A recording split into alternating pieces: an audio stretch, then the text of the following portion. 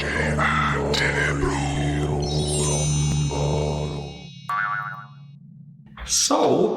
we're going to talk about the enemies of fun, of gaming, of scary movies, anything we like. I assume you like. I like them.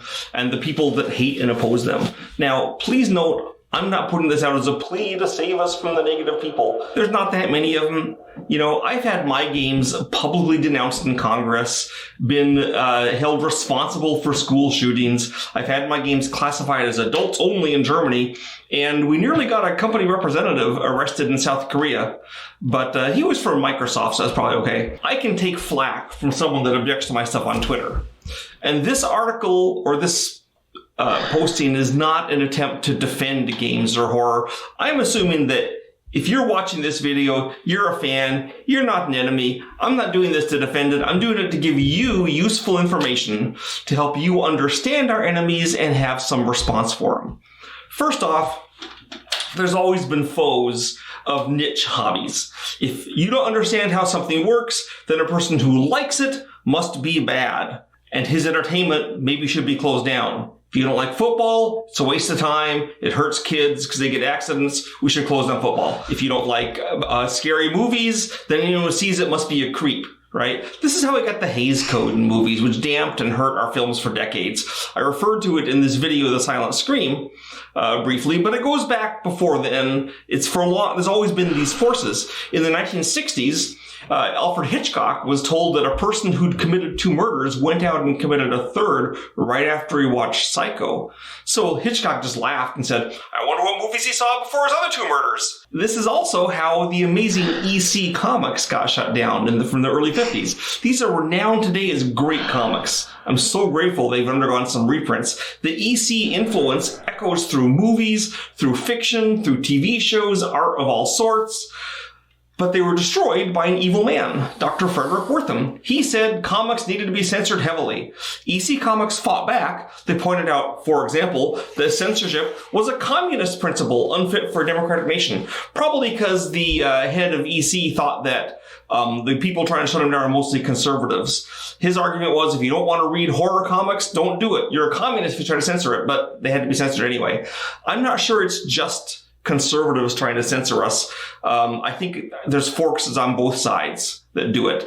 In the modern day, for example, I think that it is likelier for radical left to be kind of the nanny state people that want to control things. The radical right, of course, has the moral majority thing, but they're usually okay with letting people do what they want. It just varies, right? Now, we can see the same influence overseas with censors who try to break down Hammer films or Doctor Who. I think it's interesting that in the UK, it was the right-wing forces trying to shut down the shows. In America, during the time of Doom and Doom 2, when I was being attacked, it was mostly Democrats. It was Tipper Gore, Joel Lieberman. They were the ones coming down on me. Republicans didn't seem to take note. I guess they had other things to worry about. But so I guess what I'm trying to say, I'm not trying to be pro-conservative, pro-liberal. I'm saying that both sides have forces of destruction. I mean, the communists burned books, so did the Nazis. They both think censorship's a great thing. It works, you know. Now, when Doom came out, it created the genre of first-person shooters. I was part of the team. We took it to show it to other companies. I showed it to Microsoft. They were really impressed. They said, we could never do this. I showed it to my former company, that I used to work at Microprose, and they said, oh, we could never do this. Everyone that saw it said, oh, we could never do this. It's too extreme. It's too violent. Everyone hated it. Of course, all those companies make them now. This is the game that Doom was like pretty controversial. This is the game that Tipper Gore and Joel Lieberman held up in Congress and said, this is bad. My own church, the Church of Jesus Christ of Latter-day Saints, usually called Mormons, there was forces within it, not official forces, but groups of people within my faith in Heber City, for example, who opposed Doom and thought it was really bad. I assume they didn't know I was, one of them.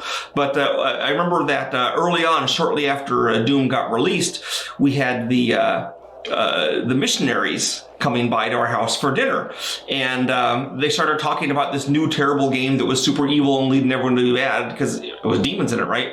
And it soon became clear they were talking about Doom, which, I had done. So I was kind of embarrassed. My wife egged them on and said, oh, tell us more about this, tell us more. And then finally, she couldn't take it anymore. She said that I designed it. And, oh, she embarrassed those permissioners. I felt really bad for them. But it did kind of, they said, well, maybe it's not so bad if someone like you who's actually having us over dinner may have done that. And I said, yeah, I did get an interview with a radio station from Utah who asked me, what do the members of your local congregation think of it? And I said, well, mostly they want to get free copies, you know? So people sort of got it wrong. They said they saw that there was demons in Doom, therefore it was an evil game, except, of course, in Doom, you are only killing demons. Yes, there's images on the hallways and stuff that look kind of bad because you're like, hell's coming out. That's like hell's interior decorator does that kind of thing. But it's always portrayed as being bad. So I would say people got it wrong about Doom. They see something scary and think that's what you're trying to do. Now, Doom, I think, had good results. There was a certain catharsis in being able to go onto Doom and kill your marketing director or your IT guy.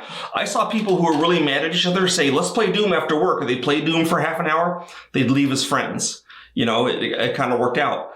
We were always careful in Doom and Quake, at least when I was there, to make sure that it was never showing something that I thought was questionable or wrong. As one example, in Quake, we had images of Christ on the wall. We had these kind of neat images of Christ, and we put them here and there, kind of because the cathedrals are creepy, and we put them there. We didn't, but they weren't blasphemous images at all. I mean, sure of that. They're kind of nice. Well, John Romero did a map, and he needed a floor plate you'd step on to open a door, and he wanted a texture to put in the floor plate, so we took the face of Christ and put it there.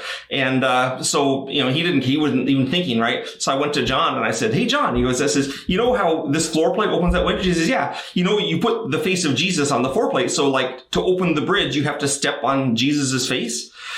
And he was like, oops, my bad. He immediately fixed it. So it wasn't an intentional blasphemous thing. It didn't make it into print, but there, I guess it was useful to have someone who believed in Jesus, I guess, on that project. Another force that's often been attacked is, of course, role-playing games. In the 1980s, Patricia Pulling's son committed suicide. And he played D&D. Obviously, the only reason he could have committed suicide was because of D&D. There's occult connections in it, right? This must have stimulated his suicide.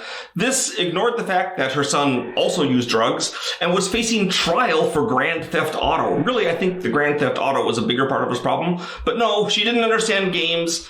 They were bad, so roleplay must be it. And for a while, there was like claims that roleplaying led to suicide or whatever, right? Or how it's satanic. I mean, I had a guy once explain to me how the Smurfs were satanic, so it kind of like, I guess you can claim anything that's satanic. There's a argument that is given by a good friend of mine, Michael Stackpole, which he explains about how roleplaying interacts with suicide. And here's how it interacts. Teenagers who commit suicide, and that's all the ones we worry about. When a guy my age commits suicide, no one wonders why. It's obvious. You know, his job tanked, his wife. It's like someone in his 40s or 50s committed suicide. No one's going to question it. They know why he did it. They may not agree with him doing it, but, you know, there it is. But a kid, his whole life's ahead of him. Why would he commit? He has 30 years to make up for his blunders. So here's the 3 things that some psychologists say are likely to lead to teenage suicide. Number 1, lack of imagination. The kid couldn't think of another way out of his problem. Number 2, he is bad at problem solving. I mean, this is how the kid solved this problem. He's not good at solving problems if he killed himself for it, right? And I'm not blaming the kid, to understand. I mean, the time to have a messed up personality is when you're in high school, right? And the third is that these children usually have few friends. Those are the three of the stigmata for teen suicide. But here's the thing. If you play role-playing games, Dungeons & Dragons or Call of Cthulhu, then first of all, you have automatic friends. Everyone wants you in the party, you're helping them out, suddenly you get new friends. This is portrayed really well in Stranger Things, for example. Those guys are buddies because of their D&D playing. Okay, second, well, if lack of imagination is your problem, I think it's pretty obvious that role-playing games are going to stimulate your imagination. They're going to give you more creativity. You're going to be thinking about things more. You have more imagination. Third, bad problem solving. Literally, all you are doing in a role-playing game is solving problems and trying different approaches to it. And being creative in that says, well, let's try this. And even if you yourself are not good at problem solving, you'll see the other people in your group solve the problem. You'll contribute. So if you play role-playing games, you have more imagination, you're better at problem solving, and you have more friends, which means that, in fact, you are less likely to commit suicide if you play role-playing games. And in fact, some studies have shown this exact same thing. You're safer if you do it right. It doesn't make you immune, right? So there you have it. If you play games and you watch scary movies, you are less violent, you are less likely to harm yourself, you are more creative. Therefore, what I say is we need to rejoice in our hobbies and not be defensive. And whether it's the right or the left or someone smack dab in the middle attacking us, we don't need to stand for it. There you are.